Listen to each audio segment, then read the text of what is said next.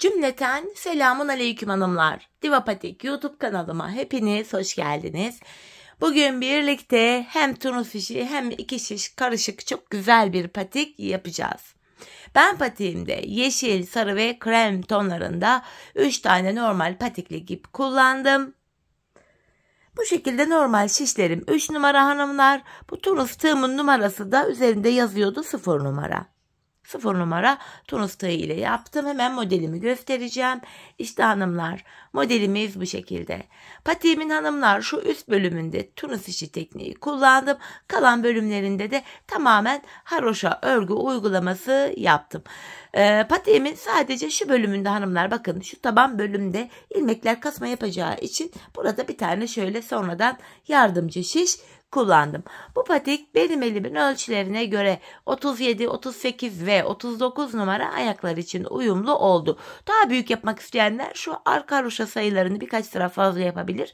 Daha küçük yapmak isteyenler de 2-3 sıra haroşa az örebilir.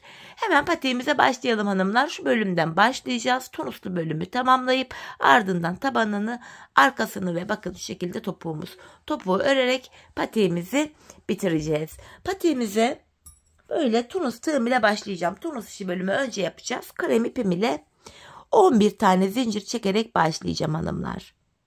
Şöyle bir ilmek oluşturuyorum. 11 tane zincir çekeceğim şimdi. 1 2 3 4 5 6 7 8 9 10 11. 11 tane zincir çektim. Şimdi bu zincirlerin tepelerine batarak ilmekler çıkaracağız. Şu tığımda bir tane zincirim vardı. Sırayla çektiğim zincirlere batarak birer birer ilmek çıkartıyorum. Buradan toplam 11 ilmek çıkaracağız. Bakın 3 ilmek oldu. 4 5 6 7 8 9 10 ve 11. 11 ilmek çıkarttım. Şimdi tunusta hanımlar ilmekleri şimdi ikişer ikişer toplayarak gideceğim. Bakın ikişer ikişer toplayarak ilmeklerimi gidiyorum. Şöyle. Geri giderken ilmekleri ikişer ikişer topluyoruz. Son 2 ilmeğim kaldı. Onu da yine topladım. İlk sırayı yaptık. Şimdi artırmalarımızı yapacağız hanımlar. Tunusta artırma şöyle oluyor. Bakın tığımda bir ilmeğim var. Bakın hemen önde çizgiler var. İlmek yerleri var. Tığımdaki ilmeğim bir. Öndeki ilmek yerine girerek, bakın şuraya girerek buradan bir ilmek alıyorum. 2 ilmeğim oldu. Burada hanımlar 2 ilmekten sonra artırmamı yapıyorum. İpimi şişime bir kere doladım. Ardından bakın sıradaki ilmek yerlerine girerek böyle tekrar ilmek çıkarıyorum. Bakın. Şu ön bölümlere girerek ilmek çıkarıyorum. Son 2 ilmek kalana kadar yapacağım. Sol kenardan da artırma yapacağım hanımlar. Böylece 11 ilmek olacak.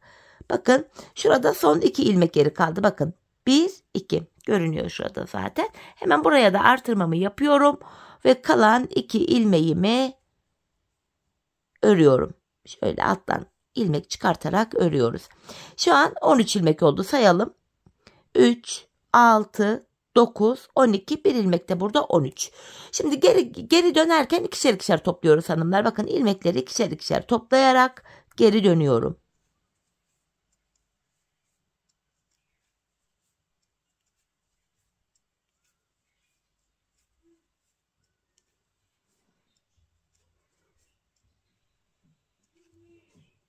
Son 2 ilmeğim kaldı, onu da topladım. Şimdi tekrardan artırma işlemi yapacağız. 15 ilmeğimiz olacak hanımlar. Tığımda zaten bir ilmeğim var. Hemen sıradaki ilmeğime batarak bir ilmek çıkartıyorum. 2 oldu. Artırmamı yapıyorum. Sırasıyla bakın yine ilmek çıkartmaya devam ediyorum. İlmek almaya şöyle. Tunus işi patik. Bilen biliyordur. Bilmeyenler için de ben de yeni öğrendim. Bu şekilde bakın sırasıyla son 2 ilmeğim kalana kadar devam edeceğim hanımlar. Bu sıramızda 15 ilmeğimiz olacak. Bakın şu artırdığım ilmek, hemen onun da önünden bir orayı normal ilmek örer gibi örüyoruz. Artırdığımız ilmekleri de tekrardan artırdım. İpimi tığıma doladım. Ve kalan son 2 ilmeğimi de örüyorum. Şöyle son kenar ilmek yerine girerek buradan da ilmeğimizi çıkarttık. Şimdi 15 ilmeğimiz oldu. Şimdi geri dönüyoruz. Geri dönüşte ilmekleri ikişer ikişer topluyoruz hanımlar. Tunus işi bu şekilde yapılıyor.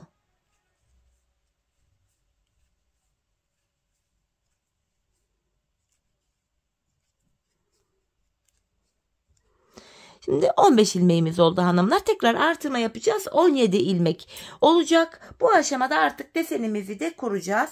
Şöyle yeşil ipimi de hazırlıyorum hanımlar. Bu bölümde yeşil ipimi de hemen önüme koydum. Şimdilik şu şişlerim kenarda beklesin.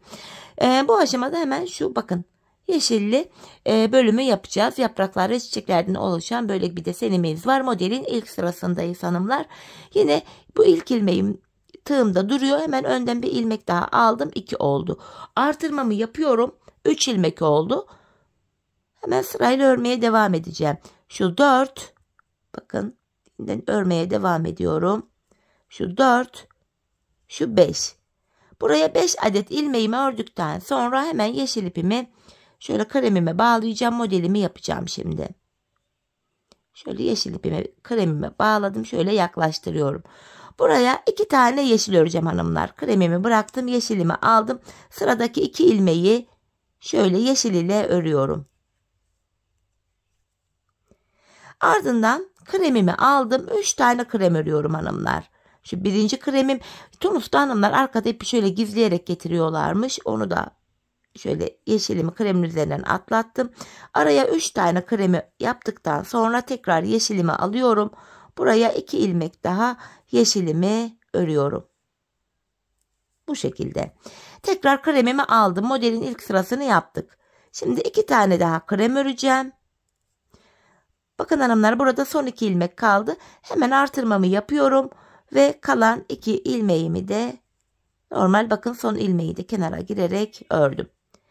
Böylece hanımlar burada 17 ilmeğimiz oldu. Bu aşamada tekrar ilmekleri ikişer ikişer toplayarak dönüyoruz. Krem ilmeklerimi krem ile topluyorum. Hanımlar yeşilleri yeşil ile topluyorum. Bakın şu kremleri topladım. En son yeşile kadar geldim. Yeşil 2 ilmeğim vardı. Bu 2 yeşili şöyle yeşil ile ikişer ikişer topladım. İp değişikliği yapıyorum. 3 tane krem ile topluyorum. Arada 3 kremim vardı. 1, 2, 3. Tekrardan şöyle yeşilimi alıyorum. 2 yeşilimi yine yeşil ile topluyorum.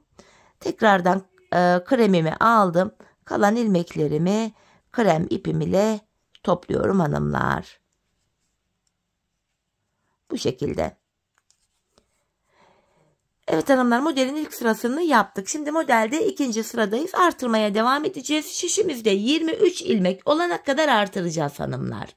23 ilmek olana kadar. Şimdi ilk ilmeğim tığımda. Önündeki ikinci ilmeğimi şöyle alıyorum. Artırmamı yaptım. Artırdığım ilmekle birlikte 3 ilmek oldu. Şu 4. ilmeğim 5, 6 ve bakın yeşil ile örüyorum 7. Kenardan 7 ilmek krem ile ördüm. Şimdi tekrar yeşilimi alıyorum. 2 tane yeşil öreceğim. Bakın şu 1, şu 2 yeşil. Tekrar ortaya bir tane krem öreceğim. Ve yanına 2 tane yeşil öreceğim hanımlar tekrardan. Şu birinci yeşilim. Şöyle şu da ikinci yeşilim. Tekrar kremimi alıyorum. Son 2 ilmeğim kalana kadar kremle öreceğim hanımlar. Bakın oraya kadar bir tane krem ördüm. 2, 3, 4 tane kremimi ördükten sonra artırma yapıyorum. Son 2 ilmeğimi de krem ile örüyorum. İlk defa tunus yaptığım için şu an bir de tığıma alışma sürecindeyim hanımlar. Sonuncu ilmeğimizi de şuradan alarak örüyoruz. Bu şekilde. Modelde ikinci sırayı yaptık. Dönüşte yine ilmekleri ikişer ikişer toplayacağız. Kremleri krem ile, yeşilleri yeşil ile bakın. Şöyle ikişer ikişer toplayarak geri geri gidiyorum. Bakın yeşilime kadar geldim. Bu aşamada şöyle yeşilimi alıyorum. 2 yeşilimi yeşil ile örüyorum. Burada yarım ilmek aldım. Şöyle düzelteyim. Şu 2 yeşilimi yeşil ile ördüm. Arada bir kremim var. Kremimi krem ile topluyorum. Tekrar yeşilimi alıyorum. 2 yeşilimi yeşil ile örüyorum hanımlar. Beceremedim almayı kız, ne oldu bana? İlk turnus denemem dediğim gibi. Bakın 2 yeşilimi yeşil ile topladım. Tekrar kremimi alıyorum. Kalan ilmeklerimi krem ipim ile topluyorum. Şişimizde şu anda 19 ilmeğimiz var. Tekrar artıracağız. 21 ilmek olacak. Modelimizde hanımlar 3. sıradayız. Modelimizin 3. sırasında sarı ipimizi kullanacağız hanımlar. Çünkü çiçek desenimizi yapacağız. Şöyle sarı ipimi hazırladım. Artırmaya devam ediyoruz. Şu kenar ilmeğim 1. İkinci ilmeğimi de aldıktan sonra ipimi tığıma doluyorum. 3 oldu. Artırdığım ilmekle birlikte sayarak gidelim. 4, 5, 6, 7, 8 ve bir yeşili de yine kremle örüyorum buradaki 9. 9 tane kremimi ördükten sonra yine sarı ipimin ucunu şuradan şöyle kremime bağladım. Ortaya çiçeğim için 3 tane sarı öreceğim hanımlar bu defa. Şu birinci sarı ilmeğim. Şu ikinci. Bir de şöyle arkadan ip atlatılıyor ama ben sık sık unutuyor muyum anlamadım. Daha yeni başladık gerçi. Şu da 3. sarı ilmeğim. Tekrar kremimi alıyorum. Yeşil ipimiz bekleyecek hanımlar. Son 2 ilmeğim kalana kadar öreceğim. Yani 6 ilmek öreceğiz. 4, 5, artırdığım ilmeğimiz var 6. Artırmamı yapıyorum. Kalan 2 ilmeğimi de yine örüyorum. Şöyle.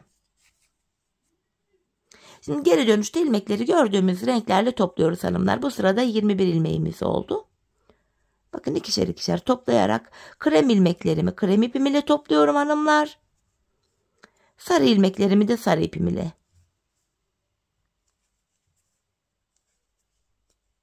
Bakın 3 tane sarıya geldik. Şöyle sarı ipimi alıyorum. 3 sarı ilmeğimi sarı ipim ile topluyorum. Şu ikinci, şu 3. sarım. Tekrardan kremimi aldım. Şu kalan ilmeklerimi krem ipim ile topluyorum. Modelimizde 3. sıramızı bu şekilde tamamladık. Şimdi son kez artırmamızı yapacağız hanımlar. Bu artırmayla birlikte şişimizde 23 ilmeğimiz olacak. Şimdi ilk ilmeğim tığımda, ikinci ilmeğimi çıkarttıktan sonra hemen artırmamı yapıyorum. Sayarak gidelim. Artırdığım ilmekle birlikte 3 ilmek oldu. Şu 4. ilmeğim, 5, 6, 7, 8, 9 ilmek krem ile ördüm. Sarıyı alıyorum hanımlar. Modelde 4. sıramız. 2 sarı, 1, 2. Ortaya bir tane krem ve yanına da 2 tane sarımı örüyorum. Şimdi hanımlar son 2 ilmek kalana kadar öreceğim. İşte 3 ilmek oldu. 4, 5, 6. Bakın şu kenarda 2 ilmek kaldı. Artırmamı yapıyorum ve kalan 2 ilmeğimi de bu şekilde örüyorum. Tığımızda şu anda 23 tane ilmek oldu. Sayalım. 3, 6, 9, 10, 11, 12, 13, 14, 15, 16, 17, 18, 20, 23. Hanımlar artık artırma yapmayacağız. 23 ilmek ile patiğimizi örmeye devam edeceğiz. 23 ilmekle modelimizi kuracağız. Şimdi altlardan ilmek çıkartırken modeli kuruyorduk. Geri dönüşte ilmeklerimizi gördüğümüz renklerle örüyorduk hanımlar. Şimdi geri dönüşte ilmeklerimi gördüğüm renklerle öreceğim. Yani ikişer ikişer toplayacağım. Krem ilmeklerimi krem ipim ile topluyorum. Bakın buradaki 2 sarıya kadar geldim. 2 sarı ilmeğimi sarı ile topluyorum. Ortada bir kremim var. Krem ile ördüm. 2 sarıyı yine sarı ile örüyorum. Kalan ilmeklerimi krem ipim ile ikişer ikişer toplayarak sırayı tamamlıyoruz.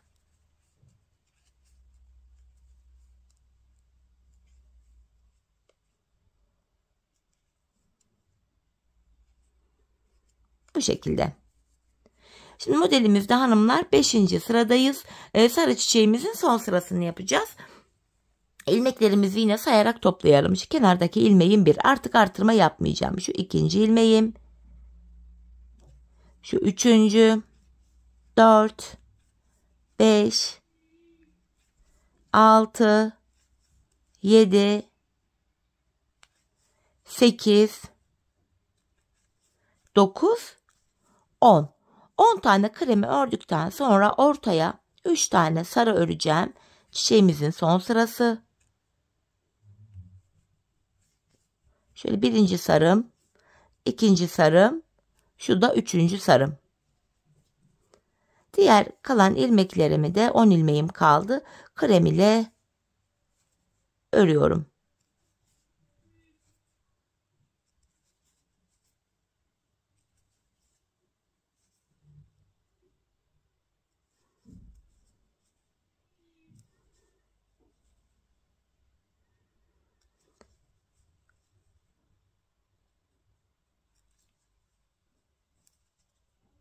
Şu kenara da şöyle girerek sonuncu ilmeğimi şu kenardan çıkarttım. Bu şekilde hanımlar. Modelin 5. sırasını tamamladık.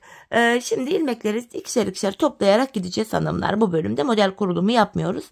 Krem ilmeklerimi krem ipim ile ikişer ikişer topluyorum. Sarı ilmeklerimizi de sarı ipimiz ile ikişer ikişer topluyoruz. Sarıya kadar geliyorum. Bakın sarılara kadar geldim. Sonra sarı ipimi alıyorum. 3 sarımı sarı ile topluyorum. Şu 2, şu da 3. Tekrardan kremimi aldım.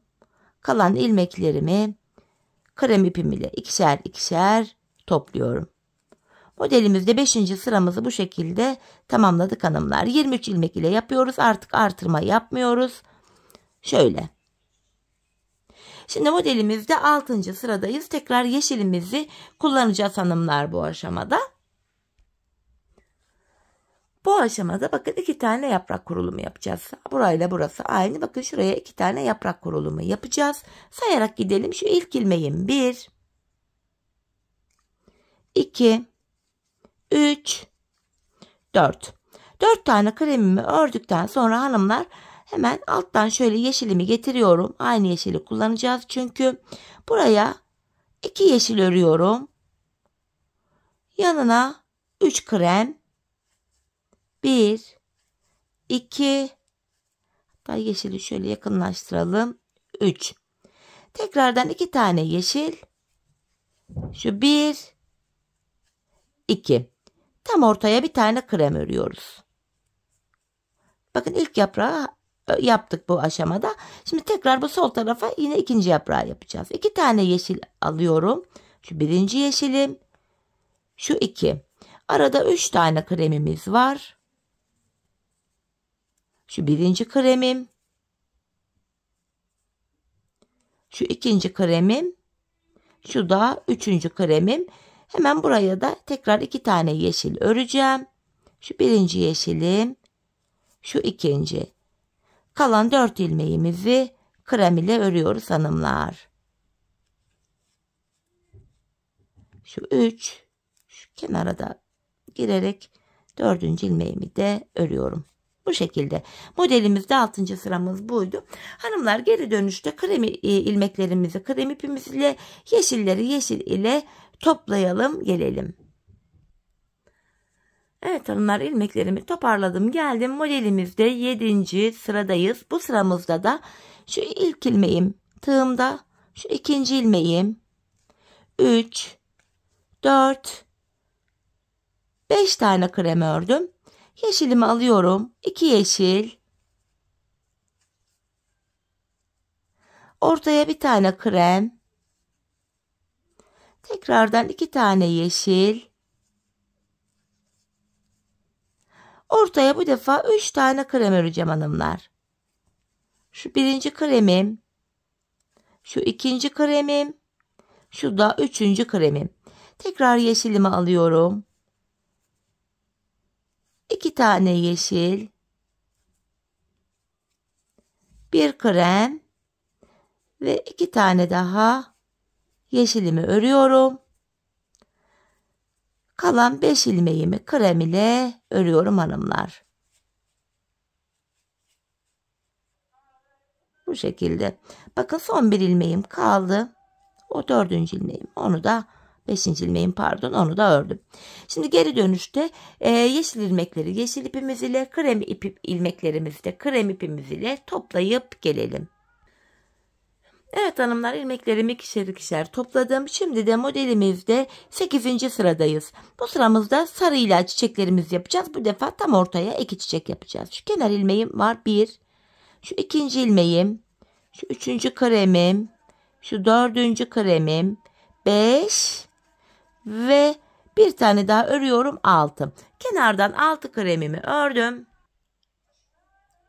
Hanımlar, şimdi ardından 6 kremden sonra sarıyı alıyorum. İlk çiçeğimi yapacağım. Buraya 3 tane sarı örüyorum.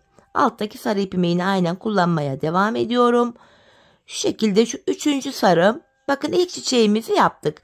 Çiçek arasında hanımlar şöyle kremimi alıyorum. 5 tane kremim var. Şu 1. kremim. Şu 2. kremim.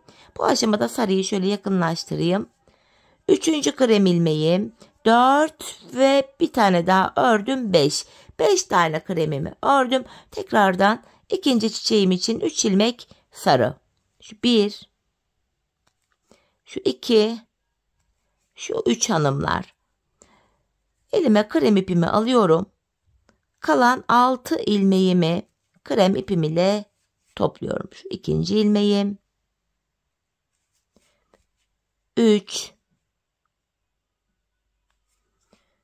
Şu 4. Şu 5. Tığı bir türlü tutamadım hanımlar. Elim alışmadı. Şu da 6. Bu şekilde. Şimdi ilmekleri ikişer ikişer toplayıp gelelim. Evet hanımlar, ilmeklerimi topladım geldim. Modelde 9. sıradayız. Şu kenar ilmeğim 1. Sayarak gidiyoruz. Şu 2. ilmeğim. 3. 4. 5. 5 ilmek ördüm. Şimdi sarımı alıyorum. Hanımlar. Buraya 2 sarı. Ortaya bir tane krem. Yanına 2 tane daha sarı örüyorum. İlk desenimizi yaptık. Ortada hanımlar 3 tane kremim var. Buraya 3 tane krem öreceğim şimdi. Ortaya. Şu 1. Şu 2. Şu da 3. Tekrardan sarımı alıyorum. İkinci çiçeğimi yapacağım. 2 sarı. 1 krem. Ve 2 tane daha sarı örüyorum. Bu şekilde kalan 5 ilmeğim krem ile örülüyor. Şu 1. Şu 2. 3. 4 ve 5. Şimdi ilmekleri toplayalım gelelim. Evet hanımlar, ilmeklerimi toparladım geldim. Şimdi modelde 10. sıradayız. Bu sıramızda sarı çiçeğimizin son sırasını yapacağız. Şu tığımdaki ilmeğim 1. 2. 3. 4. 5. 6 tane kremimi ördüm. Sarıyı alıyorum. 3 tane sarı yapacağım. Çiçeğimin sonuncu sırası. 1. 2. 3. Ortaya 5 tane kremim var hanımlar. Şu 1. kremim. Şu 2. Şu 3. Hemen sarıyı şöyle atlatarak yakınlaştıracağım. Şu 4. Şu da 5. Yanına 3 tane daha sarı örüyorum. Şu 1. Şu 2. Şu da 3. Tekrar kremimi aldım. Kalan 6 ilmeğimi krem ipim ile örüyorum. Bakın kenarda son bir ilmek kaldı. Onu da ördüm. Şimdi ilmekleri ikişer ikişer toplayarak bu başa gelelim hanımlar. Evet hanımlar, ilmeklerimi ikişer ikişer toplayarak geldim. Şimdi modelimizde 11. sıradayız. Bu defa şuradaki yeşil yaprakları kuracağız. Yeşil ipimizi kullanacağız. Şimdiki ilk ilmeğim tığımda. Hemen ilmek çıkarıyorum. Sayarak gidiyorum. Şu 2. ilmeğim. 3. 4, 5 tane ilmek çıkarttım. Alttan şöyle yeşil ipimi alıyorum. Şöyle. Buraya hanımlar 2 yeşil, 2 yeşil, ortaya bir krem ve yanına 2 tane yeşil örüyorum. İlk çiçeğimin yaprağını yaptım. Ortaya 3 tane krem öreceğim hanımlar. 3 tane krem. 1, 2, 3. İkinci çiçeğimin yaprağına geldim. Şöyle yeşilimi alıyorum. Yine 2 tane yeşil, bir tane krem ve 2 tane daha yeşil örüyorum. Kalan 5 ilmeğimiz krem ipimiz ile örülüyor. 11. sıramız bu şekildeydi. Şimdi hanımlar ilmeklerimizi tekrar ikişer ikişer toplayıp gelelim. Evet hanımlar, ilmeklerimi topladım geldim. Şimdi de modelde 12. sıradayız. Sayarak gidelim. Tığımdaki ilmeğim 1, 2, 3, 4. Ardından yeşilimi alıyorum. İlk yaprağımızı yapıyoruz hanımlar. 2 tane yeşil, ortaya 3 krem, tekrar yaprağım için 2 tane yeşil örüyorum. İlk çiçeğimin yaprağını yaptım. Bu şekilde. Şimdi arada bir tane kremimiz var. Araya bir tane kremimi örüyorum. İkinci çiçeğimin yaprağını yapacağım hanımlar şimdi de. Tekrardan 2 yeşil, ortaya 3 tane krem, 1, 2, 3 ve yanına 2 tane yeşilimi örüyorum. Kalan 4 ilmeğimiz krem ile örülüyor hanımlar. 12. sıramızı bu şekilde tamamlamış olduk. Şöyle. Şimdi ilmekleri ikişer ikişer toplayıp gelelim. Evet hanımlar, modelimizde 13. sıramızdayız ve bu son sarı çiçeğimizi yapacağız artık. Şimdi sayarak gidelim. Tığımdaki ilmeğim 1, 2, 3, 4, 5, 6, 7, 8, 9, 10. Kenardan 10 ilmek ördüm. Alttan sarı ipimi alıyorum. Çiçeğim için 3 tane sarı örüyorum.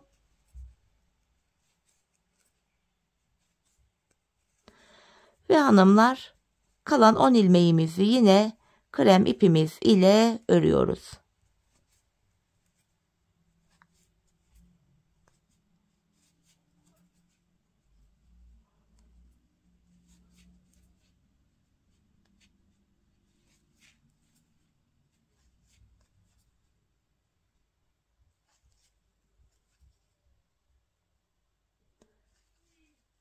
Tığımın ucuna alışamadım. İlmekler yarım yarım geliyor. Bayağı bir oyaladım.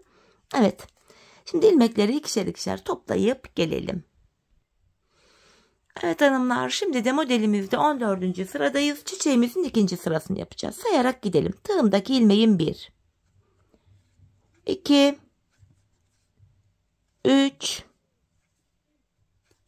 4, 5, 6, 7, 8, 9 ilmek ördüm. Sarımı alıyorum. Şöyle 2 sarı. Şu 1. Şu ikinci sarım. Yanına bir tane krem. Ve 2 tane daha sarı örüyoruz. Hanımlar, kalan 9 ilmeğimizi de yine krem ipimiz ile örüyoruz. Çiçeğimizin ikinci sırası oluyor. Sarı çiçeğimiz 3 sıradan, yapraklarımız ikişer sıradan oluşuyor. Çünkü bakın yine yarım aldı ilmeği. Hani yarım almama adına böyle dikkatli dikkatli örmeye çalışıyorum.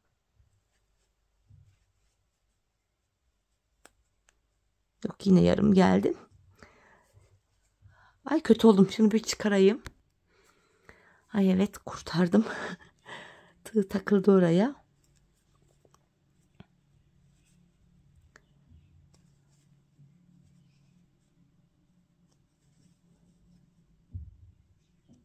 Evet, sonuncu ilmeğimizi de hemen kenara girerek, yani şuraya girerek örüyorum. Şimdi ilmekleri toplayıp gelelim. Evet hanımlar, modelimizde şimdi 15. sıradayız. Bu sıramızda artık hanımlar bakın şu bölümü ördük geldik. Çiçeğin son sırasında yanlardan kesimler yapmaya başlayacağız. Kesimi de şöyle yapacağız. Bakın tığımdaki ilmeğim 1. Öndeki 2 ilmeği birlikte, bakın şu 1, 2.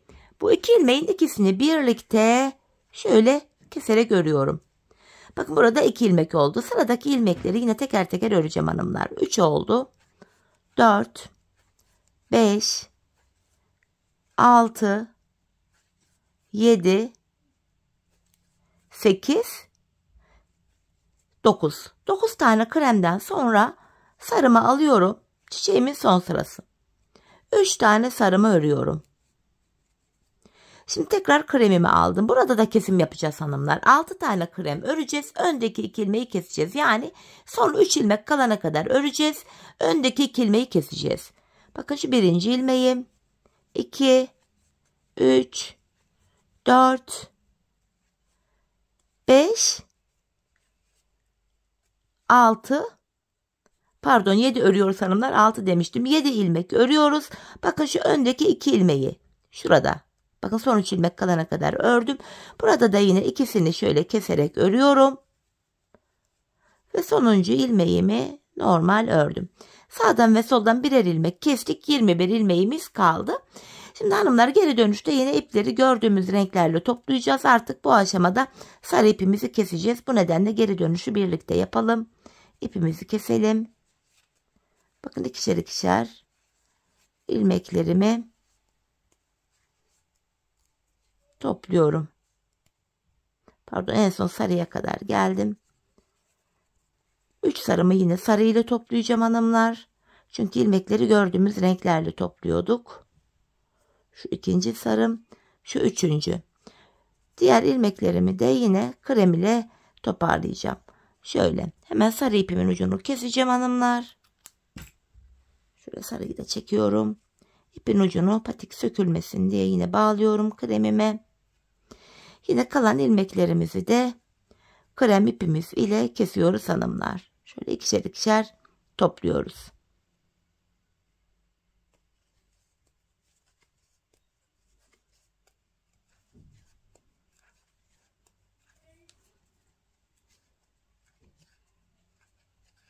Bu şekilde hanımlar. Evet, şimdi yine modele devam ediyoruz. 16. sırayı yapacağız. Yine kesimlere devam edeceğiz hanımlar. Şimdi tığımdaki ilmeğim 1. Öndeki 2 ilmeğin ikisini keserek örüyorum. Bu sıramızda hanımlar yine yaprağımızı yapacağız. Tığımızda 2 ilmeğimiz oldu. Sayıyı sayarak gidiyorum. 3, 4, 5, 6, 7 ilmek ördüm. Alttan yeşilimi alıyorum. 2 tane yeşil ördüm. Ortaya bir tane krem, yanına tekrar 2 tane yeşilimi örüyorum. Şu 1, şu 2. Şimdi son 3 ilmeğim kalana kadar öreceğim hanımlar. Son 3 ilmek kalana kadar. Sol kenarda da kesimimizi yapacağız.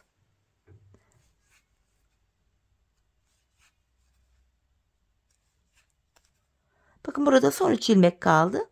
Şu öndeki 2 ilmeği alıyorum. İkisini birlikte şöyle topluyorum ve sonuncu ilmeğimi örüyorum. Şimdi ilmeklerimizi ikişer ikişer toplayalım gelelim. Evet hanımlar, modelimizde 17. ve sonuncu sıramızı yapacağız. Yani yaprağımızın son sırası. Yine ilmek kesmeye devam edeceğiz. Kenar ilmeğim duruyor. Öndeki 2 ilmeği kestim. Tığımda 2 ilmeğim oldu. Sayarak gidiyorum. 3, 4, 5. 5 ilmek ördüm. Yeşilimi alıyorum. Yaprağımın da son sırası. 2 yeşil.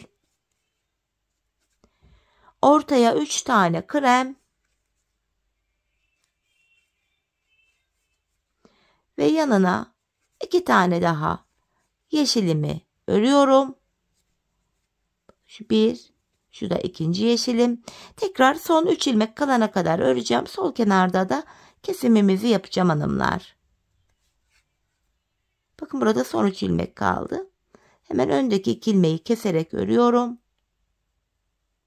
Son kenar ilmeğimi de yine ördüm. Hanımlar artık ilmekleri ikişer ikişer toplayalım. Yine bu aşamada sarı ipimizi olduğu gibi yeşil ipimizi de aynı şekilde keselim hanımlar. Gelelim. Evet hanımlar, desenimizi tamamladık.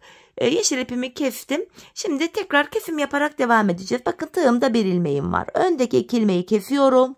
2 ilmek oldu. Sayarak gidelim kaç ilmek kalmış. Şu 3. ilmeğim. 4, 5, 6, 7, 8, 9, 10, 11, 12, 13. Bakın son 3 ilmek kaldı. Öndeki 2 ilmeği keserek örüyorum. Şu 14 oluyor.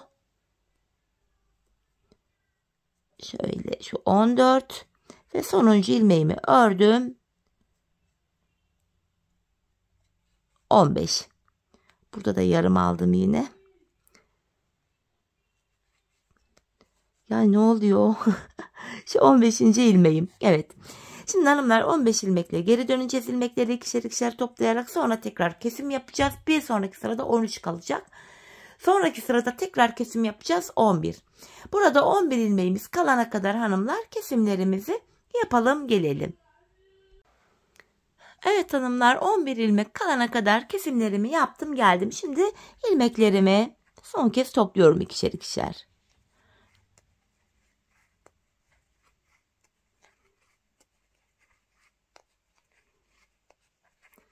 Bakın son 2 ilmeğim. Son 2 ilmeğimi hanımlar artık sarı ipime geçiş yapıyorum. Sarı ipimle toplayacağım. Sarı ipim ile son 2 ilmeğimi topluyorum. Artık sarıya geçiş yaptık hanımlar. Burada hemen sarı ipimin ucunu şurada kremime bağlayacağım. Artık sarı ipimizle devam edeceğiz. 2 şişe geçeceğiz ve haroşa örgü uygulaması yapacağız. Ben örgümüzün hem arka yüzünde düz örgü örerek haroşalarımı elde ediyorum hanımlar. Hemen şu ilmeğimi şöyle çıkartıp normal şişime takıyorum. Buradan hanımlar son kez bakın şu önlere girerek tunustan ilmek çıkartır gibi şöyle 11 ilmek çıkaracağız. Şu 2. ilmeğim, şu 3. ilmeğim. Böyle tığ ile de çıkartabilirsiniz hanımlar, artık nasıl kolayınıza gidiyorsa. Şu 4. ilmeğim, 5, 6, 7, 8, 9, 10. Bakın şu son kez şu kenara da giriyorum hanımlar. Buradan da bir adet ilmek çıkarttım, 11. Artık haroşa örgüyle devam edeceğiz. Patiğimizin hem tabanını örmüş olacağız. Hem ilmek sayıları artacak hem de taban şu üst bölüme eklenecek. Şimdi 11 ilmek çıkarttık hanımlar. Yapacağımız işlem şu. Hemen öndeki kenar ilmek yeri. Bakın yerleri belli görünüyor hanımlar. Bakın şurada. 11 ilmek çıkarttıktan sonra buradan da bir ilmek çıkartıyorum. 12 ilmek oldu. Geri dönüyorum. İlk ilmeğimi örmeden alıyorum. Diğer ilmeklerimi haroşa yani düz olarak örüyorum. Bu bölümde artık haroşa örgü uygulamasına geçtik hanımlar. Bu şekilde sonuncu ilmeğimi de ördüm. Geri dönüyorum. Şimdi de bu kenardan ilmek çıkaracağız hanımlar. Bu tunusun kenarları biraz sık olduğu için ben tığ yardımıyla ilmek çıkartabiliyorum. Bakın burada da kenarımız şurada bakın. Kenar ilmek yerine giriyorum. Buradan da bir ilmek çıkarttım. Şişimizde şu anda 13 ilmeğimiz oldu. 11 ilmek vardı. Bu kenarlardan birer ilmek çıkarttık, 13 oldu. Bu ilk ilmeği örmeden alıyorum. Şimdi ilmeklerimi sıra sonuna kadar yine haroşa öreceğim.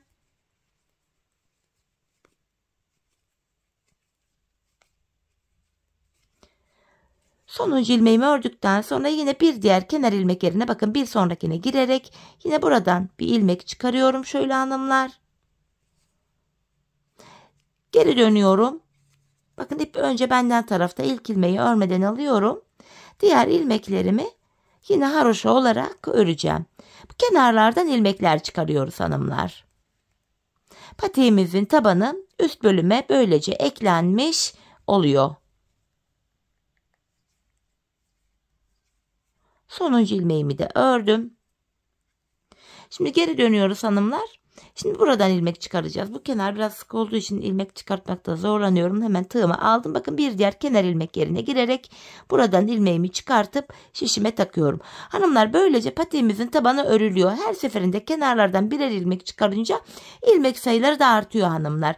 Bir süre sonra bakın şu orta bölümlere kadar gelince bu şişte ilmekler kasma yapabilir. Bu aşamada videonun başında dediğim gibi şu aradaki ilmekleri burada iki şişe bölebilirsiniz. Atıyorum ortada bu aşamada 40 ilmek biriktiyse 42 ilmek, yani 2 şişe bölerek bu tabanı rahatlıkla örebilirsiniz. Kasma yapacağı için ilmekleri paylaştırmanızda fayda var. Bu yanlardan ilmek çıkarta çıkarta gideceğiz hanımlar. Bir süre o ördükten sonra dediğim gibi tabanda bir yardımcı şiş olacak. Yani buradaki ilmekleri 2 şişe paylaştıracağız. Hanımlar biz bu ilmek çıkartma işlemine şu kenarları dolanacağız. Bakın. Şu bilek bölümüne gelene kadar, yani bakın şu bölümlere gelene kadar şöyle devam edeceğiz. Bu aşamaya kadar hanımlar ben toplamda şu son kenar ilmek yerlerine gelene kadar şöyle örüyoruz. Haroşaları dolana örüyoruz. Buraya gelene kadar ben toplamda 55 tane ilmek çıkarttım. Bakın şu bölüme gelene kadar şurası ve şurası. Şimdi hep birlikte patiğimizin bu bölümünü tamamlayalım. Gelelim hanımlar, ardından arka bölüme birlikte geçeceğiz. Evet hanımlar, patiğimin şu bölümünü bakın yanlardan ilmek çıkarta bilek bölümüne kadar ördüm geldim. Dediğim gibi ilmekler burada kasma yaptığı için 2 şişe böldüm. Burada toplamda 55 ilmeğim var. Artık hanımlar 55 ilmek üzerinden şu arka bölümü öreceğiz. Haroşaya devam ediyoruz. Artık kenarlardan ilmek çıkmayacak. 55 ilmek olarak patiğimizin arka bölümünü öreceğiz. Şu an ön yüzdeyim. İlmeklerimi haroşa olarak örüyorum.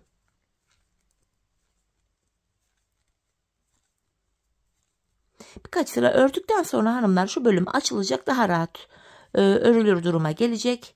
Bir süre sonra da ilmekler zaten tek şişte toplanır hale gelecek.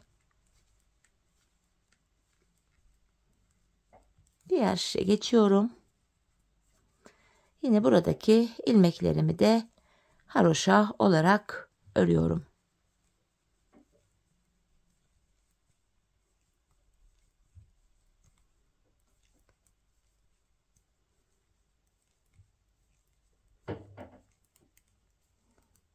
Diğer uca kadar öreceğiz, geri döneceğiz, öreceğiz, geri döneceğiz. Bu şekilde patiğimizin arka bölümünü tamamlayacağız. Evet, sonuncu ilmeğimi de ördüm. Şimdi geri dönüyorum hanımlar. Tekrar bu aşamada yine haroşalarımıza devam edeceğiz. Diğer uca kadar ilmeklerimizi haroşa öreceğiz. Ön yüzde ve arka yüzde ilmekleri örünce bir diş haroşamız oluyor. Şu anda ön yüzde ördüm. Geri döndüm, arka yüzdeyim. Yine arka yüzde de ilmeklerimi haroşa örmeye devam ediyorum.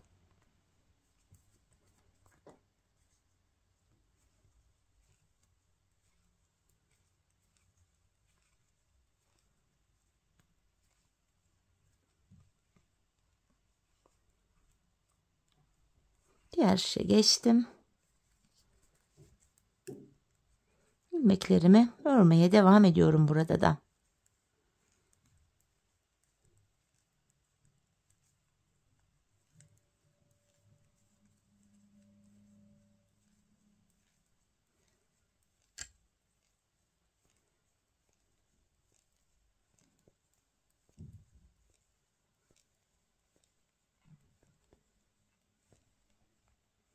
Sonuncu ilmeğimizi de yine ördüm. Tekrar geri döneceğiz hanımlar. Aynı işleme devam edeceğiz. Diğer uca kadar öreceğiz, geri döneceğiz. Böyle yapacağız. Şimdi ön yüzde ördük, arka yüzde ördük. Böylece buraya bir diş haroşamız oluştu. Hemen yeri belli olsun diye hanımlar şöyle bir ip takacağım. Buradaki haroşa sıralarını karıştırmayalım diye bakın bir haroşanın şöyle altından girerek şuraya bir ip takacağım. Yeri belli olsun diye. Çünkü arkadaki haroşa sayılarını karıştırmayalım. Şöyle buraya bir ipi takıyorum. Bakın burada bir diş haroşamız oluştu hanımlar. Ben bu patiğimin şu arka bölümüne şuraya toplamda 18 diş 18 sıra haroşa ördüm. Benim elimin ölçülerine göre tam oldu hanımlar 18 sıra haroşa. Bu aşamada sizler ayağınıza tam ölçüyü elde etmek için burayı bir miktar ördükten sonra bakın şu bölüm daha açılacak, bir genişleyecek. Bu aşamada patiğinizi ayağınıza giyin hanımlar. Şu arka bölümü topuğunuzun şu kenarına gelene kadar örmeniz gerekiyor. Hani ben 18 diş haroşa ördüm ama belki siz 20 öreceksiniz. Belki 22, belki 16 diş. Bu tamamen ayak ölçünüze göre değişiklik gösterebilir. Yalnız ölçü alırken de haroşa örgü esnek bir yapıya sahip olduğu için bakın hanımlar esnek bir yapıya sahip olur haroşa örgü. Şöyle de göstereyim. Bu nedenle esneterek ölçü almaya da dikkat edin. Şimdi hep birlikte patiğimizin arka bölümünü tamamlayalım. Gelelim kendi ölçülerimize göre, ardından da patiğimizin topuğunu bu şekilde birlikte keselim. Evet hanımlar, patiğimin arka bölümünü ördüm. Tam olarak şu bölüme işaretlerden itibaren 18 diş haroşa yaptım. Şimdi topuk kesimine başlayacağız. İpi buradan kaldırıyorum. Bu aşamada hanımlar topuk kesiminde bana kolaylık sağlasın diye ön yüzden baktığımızda sol tarafa 23 ilmek ayırdım. Kalan ilmekleri sağ şişime taktım. Şimdi gizli kesim topuğumuzu yapacağız hanımlar. Yine haroşaya devam ediyoruz. İlmeklerimi sayarak öreceğim. Kenar ilmeğim 1, 2, 3, 4, 5, 6, 7, 8, 9, 10, 11, 12, 13, 14, 15, 16, 17, 18, 19, 20, 21, 22 ilmeğimi ördüm. 23. ilmekte öndeki 2 ilmeği keserek örüyorum hanımlar. 22 ilmek ördüm, 23. de kesim yaptım. Zaten bu sol tarafa da 23 ilmek ayırmıştık. Topuğumuz için orta kısma baktığımızda burada da 8 ilmek kaldı. Şimdi bu 8 ilmek her kesimde birer birer eksilecek, bitecek ve böylece topuğumuz oluşacak. Şimdi yapacağımız işlem şu. Kesimden sonra geri dönüyoruz hanımlar. Bu aşamada ipimiz karşıda olacak ve ilk ilmeği örmeden alacağız. Diğer ilmeklerimi sıra sonuna kadar, şu an arka yüzdeyim. Arka yüzde haroşa olarak, yani düz olarak örülüyor.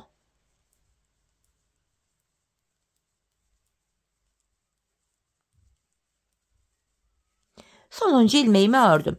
Geri dönüyorum hanımlar, ön yüzdeyim. Bir önceki sırada yaptığım işlemin aynısını yapacağım. Yani 22 ilmek öreceğim. 23. ilmekte kesimimi yapacağım. Bakın burada 5 ilmek oldu.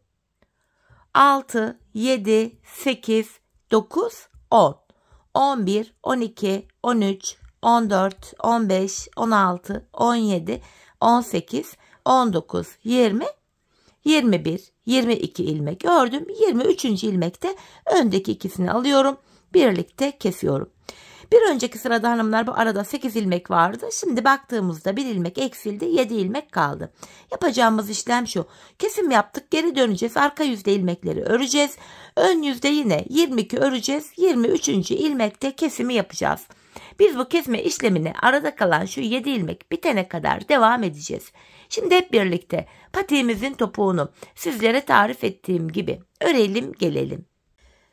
Evet hanımlar, patiğimin topuğunu aradaki ilmeklerin bitene kadar sizlere tarif ettiğim gibi ördüm geldim. İlk başta sol tarafa 23 ilmek ayırmıştık. Kesimlerden sonra sağ tarafta da 23 ilmeğimiz kaldı. Bu aşamada patiğimin düz tarafı içeride, ters tarafı da dışarıda olacak şekilde ikiye katlıyorum. Ben tığ ile kolay kesim yapabildiğim için tığımı aldım. İlk kesimim şöyle. Benden taraftaki şişten bir ilmek, ikinciden de bir ilmek aldım. İkisini topluyorum. Diğer ilmeklerim şöyle olacak. Benden taraftaki şişten bir ilmek, ikinciden de bir ilmek alıyorum. İkinci ilmeği ilkinin içinden geçirdim. Tığımdaki ilmekleri topluyorum. Benden taraftaki şişten bir ilmek, ikinciden de bir ilmek aldım. İkinci ilmeği ilkinin içinden geçirip tığımdaki ilmekleri topluyorum. Karşılıklı olarak şişlerimizden birer tane ilmek alıyoruz ve ikinci şişten aldığımız ilmeği ilk şişten aldığımız ilmeğin içinden geçiriyoruz. Tığımızdaki ilmekleri topluyoruz. Her iki patiğimizin topuğu da aynı yöne, aynı şekilde kesiliyor hanımlar. Kalan ilmeklerimizi de aynı şekilde kesip gelelim. Evet hanımlar, ilmeklerimi kestim. Son birer ilmeğim kaldı şişlerimde. Bu aşamada önce benden taraftaki, sonra ikinci şişimdeki ilmeklerimi tığıma alıyorum. Şöyle tığımda 3 ilmeğim oldu. Üçünü birden topluyorum. Buraya şöyle bir zincir çekeceğim hanımlar. Bakın, topuğumuzu bu şekilde ördük. Gizli kesim olduğu için topuğumuz belli bile değil, kesim yeri. Çok şık, temiz duruyor. Şimdi kenar oyamız var hanımlar. Tek sıradan oluşan aynı ipimiz ile tığımız ile kenar oyamızı yapacağız. Yapılışı da şöyle. Bakın, öndeki şu kenar ilmek yerine batarak ilmeğin iki kanadına birden sık iğnemi yapıyorum. 3 zincir çekiyorum. Sık iğnenin içine şöyle girerek bu zincir ile şöyle bir kirpik oluşturuyorum ve sıradaki kenar ilmek yerine ilmeğin iki kanadına birden batarak kirpiğimi sabitliyorum. Şimdi ikincisini yapalım. Önce sık iğne yapıyoruz. Sıradaki kenar ilmek yerine batarak sık iğnemi yaptım. 3 zincirimi çekiyorum. Sık iğnenin içine batarak kirpiğimi oluşturuyorum ve kenar ilmek yerine batarak kirpiğimi sabitliyorum. Bir daha yapalım. Önce sık iğne yapıyoruz. 3 zincir çekiyoruz. Sık iğnenin içine şöyle batarak bu 3 zincirle bir kirpik oluşturuyoruz ve sıradaki kenar ilmek yerine batarak kirpiğimizi sabitliyoruz. Bakın, 3 tanesini yaptık. Patiğimizin çevresini hanımlar bu şekilde komple ilk başladığımız yere kadar dolanalım gelelim. Evet hanımlar, ilk başladığım yere kadar kenar oyamı ördüm geldim. En son buraya bir tane bir zincir çekiyorum ve artık ipimizi de kesiyorum. İpimizi gizleyelim hanımlar. Patiğimize bakalım. Şöyle arka ilmek aralarına girerek şöyle sıkılayarak ipimizin ucunu gizliyorum.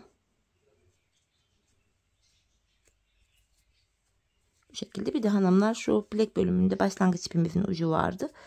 Onu da yine şöyle aralardan geçirerek gizleyeyim. Şöyle tunus işi bölümlerin aralarından girerek bu başlangıç ipimizin ucu. Evet, bunu da gizledik. Evet hanımlar, patiğimiz bakın bitti. Tunus bölümü esnek olmuyor ama haroşalı bölümleri gayet esnek. Bakın, şeklimiz böyle. Hemen bir de makine ayağıma giydireyim hanımlar. Patiğimizi ayağımızda görelim. Çok güzel, farklı, hoş bir patik oldu. Ben çok beğenerek, severek yaptım. Değişik bir tarzdı. Bu defa böyle denemek istedim. İlk defa tunus yaptım bu arada. Sizlerle de böyle paylaşmak istedim. Evet, bakın. Patiğimiz bu şekilde birlikte yaptığımız modelimiz. Patiğimizin kenarları. Şu diğer kenarı bakın, taban bölümü. Patiğimizin topuk kısmı. Modelimiz bu hanımlar. Evet hanımlar, yine birlikte güzel bir modelin daha sonuna geldik. Umarım sizlere faydalı, hoş bir video olmuştur. Yeni modellerde, yeni videolarda buluşmak dileğiyle. Şimdilik hoşça kalın, sağlıcakla kalın.